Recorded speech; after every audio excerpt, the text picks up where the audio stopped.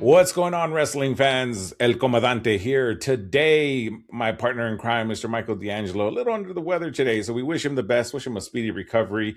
You are stuck with me this week, whether you like it or not. We're going to go over predictions and a rundown of the upcoming SummerSlam Premium Live event. I almost said pay-per-view because that's how old I am, apparently. Premium Live event coming up next week in Minneapolis, Minnesota at US Bank Stadium.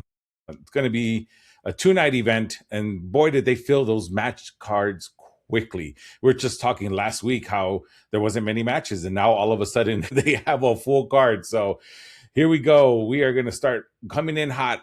I'm also going to sprinkle in my predictions as well, and the order that I'm thinking they're going to be in. I did get some of these from the site where they already kind of announced some of them, but we're just going to guess here and do our best. Night one, I'm going to say the opening match is going to be the Hell in a Cell match between Obafemi and Brock Lesnar. This is the rubber match. They are 1-1. This is Lesnar's home state of Minnesota. The cage closes. There is no version of this that ends quietly. Of course, this is going to be brutal, in your face. This is why they're doing it the first hour, because it is going to be on ESPN. So everyone knows Brock Lesnar, recognizable name, coming in against Obafemi. Again, Oba said he's fighting to kill the beast. Lesnar has never lost a series, but my pick is Oba's going to win. They're going to use this to put Obafemi over. They're going to end the story here. Brock Lesnar will officially retire after this match, as he should, in his home state. The crowd's going to cheer. Thank you, Lesnar, of course. But he is going to go out looking up at the lights. That's the end of the arc. And of course, puts the beast down in his own backyard. That's going to just push Obafemi to the moon, as always. Next matchup, I'm guessing, will be the number one contenders match between Sami Zayn and Finn Balor. Of course, Sami Zayn held the undisputed title belt for 9 days and has been screaming conspiracy theories since, beating up all kinds of water bottles backstage as he went along. Finn Balor is, of course, the founder of the Bullet Club and back in a meaningful spot for the first time in years. I'm so glad to see Finn Balor have won the number one contendership, or the tournament that they had for him, the match. I think that was great to see. I will say Finn Balor will win this one. Sami Zayn will continue to spiral, and that will become his story. Not the loss, but what the loss does to him next. Again, he's just spiraling, breaking out of control. I think that's going to be the storyline for Sami Zayn. But Finn Balor will be the number one contender. After that, I'm guessing we're going to have Danhausen versus Dominic Mysterio for the $100,000 of human monies. The money Danhausen took from Judgment Day is the stipulation. Karl Anthony Towns already chokeslammed Dominic at Madison Square Garden. As you remember, that was a very fun moment. Everyone popped. But something equally unhinged will happen here. My pick will be Danhausen wins, keeps the money, of course. Who knows what we'll have coming up? And maybe there'll be some shenanigans. Maybe there won't be, I'm sure. I mean, this Danhausen, Dominic Mysterio, there will be shenanigans, but I'm excited to see it. But again, Danhausen's going to come out on top because he is just too hot right now. The crowd, he is so over everywhere. So after that is a match that was just put together this past week, the Bella Twins and Paige versus Fatal Influence. If you remember, Nikki Bella made her comeback specifically for this. Fatal Influence is currently the women's tag team champions, and they have been dominant. My pick, unfortunately, I think they are going to let the Bella Twins and Paige come out with this one on top. Nikki Bella is probably going to pin JC Jane just because they want to put Nikki Bella over. Why, I don't know, but something in my gut tells me that's what's going to happen. After that, we're going to have Trick Williams versus Baron Corbin for the U.S. Championship. Lil Yachty's somewhere in that building, but Baron Corbin will be showing up to challenge. It tells you that this is just a placeholder match on the card. I think Trick will retain. Nobody's losing the U.S. title to Baron Corbin at SummerSlam, unfortunately. I love Baron Corbin. I would love for him to be a champion, but Trick Williams is just a little more over right now, I think. And plus, I don't think they really built that much of a story for Baron Corbin yet, other than he came in and did his thing. But I don't know. I don't see it happening. I mean, don't get me wrong. I'd be happy if Baron Corbin wins, but I don't think Trick Williams is losing the title at SummerSlam. After that, we have our interim women's championship ladder match, which is good. Has potential to be match of the night. I honestly feel it does, but we'll see how that goes. Charlotte Flair, Jade Cargill, Tiffany Stratton, Chelsea Green, Blake Monroe, and more will be climbing for the vacant title while Rhea Ripley recovers. May she recover quickly, and we see her face the winner of this one.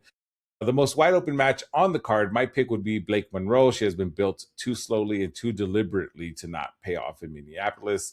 She's a new face. It'd be a big moment and a loud statement to open the next chapter. So again, I'm going very brash here. Blake Monroe has been taking out everyone backstage, and all the vignettes leading up to her debut, I feel like they are really hot on her, and they want her to have some type of title. I think that's what's going to happen. Charlotte and Jade will get in each other's way. Tiffany and Chelsea will fall out, and so I just think this is what's going to happen. Don't bite my head off or do it. I don't care in the comments, but that's exactly what I think is going to happen. After that, we have LA Knight, Solo Sikoa, and Royce Keys versus the Bloodline.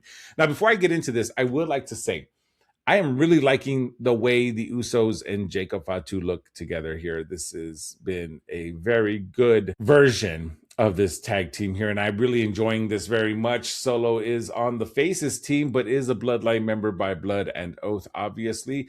Jacob Fatu has been attacking Royce Keys individually for weeks. LA Knight has Roman Reigns heat going back for months. I feel the Bloodline will win, and Solo's loyalty will crack during the match, and it plants into the next story.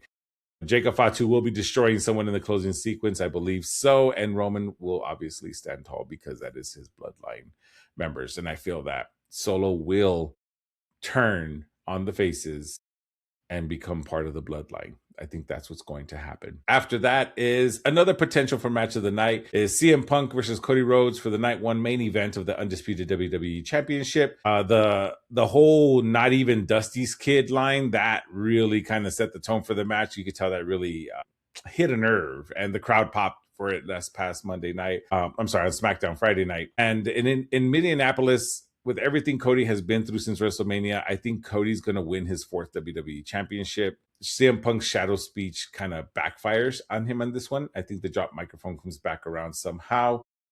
Cody will get the title, and the roof will erupt, of course, because Cody is over no matter how heelish he acts. I do expect heelish tendencies, but I think Cody will win this one and take the title off CM Punk. Because as we mentioned before, they're just chasing number of titles reigns. Sorry, I lost my train of thought there. Number of title reigns versus actual title value. So I think they're trying to get him his number 4.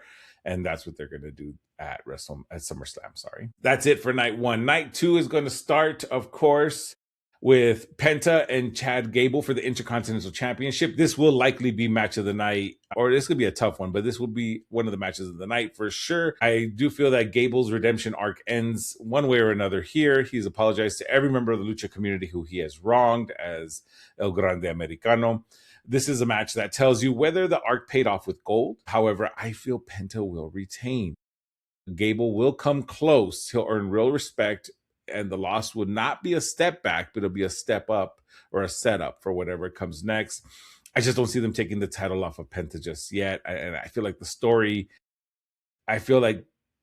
would be that he had the opportunity to beat his past, and it wasn't enough because he couldn't do enough. But I think this is going to be Penta's night. So again, I could be wrong, but I would not be mad if Chad Gable wins, but I just feel that Penta is going to retain. After this will be a very well-wrestled match, I guarantee you, will be between Gunther and Nick Aldis. Nick Aldis signed away his GM job this past Friday night on SmackDown. He has not wrestled in 3 years. Gunther has retired legends, and on paper, this isn't a fair fight. People think that Gunther's just going to walk all over and think that he's going to win easily.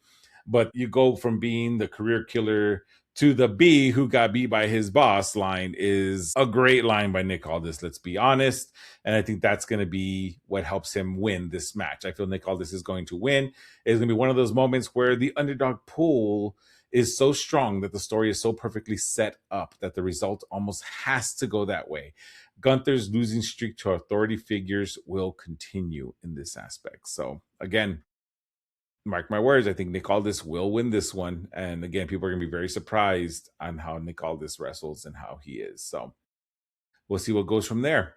After that, we will have Io Sky versus Liv Morgan for the Women's World Championship. Io won the Queen of the Ring with a bad knee with a Spanish fly. Liv Morgan has survived everything, but mind you, she is cursed. And when she hit Danhausen, her shoulder was kind of acting up. So we don't know what's going to happen there.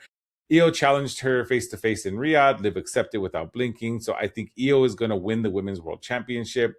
Her 2026 has been building to this exact moment in Minneapolis, and that's where it's going to land. I think that Io will win this title. She's very well deserving, and I feel that she will take this title. So again, mark my words, Io Sky will win. After that would be the second night main event. We'll have Roman Reigns versus Seth Rollins for the World Heavyweight Championship. Roman presented Jalen Brunson with a custom championship at Madison Square Garden, where Rollins attacked from behind. Brunson stepped in. Roman speared Rollins and stood tall. Rollins went to SummerSlam alone. No Solo, no Street Profits, nobody. That choice is either heroic or catastrophic. We will see.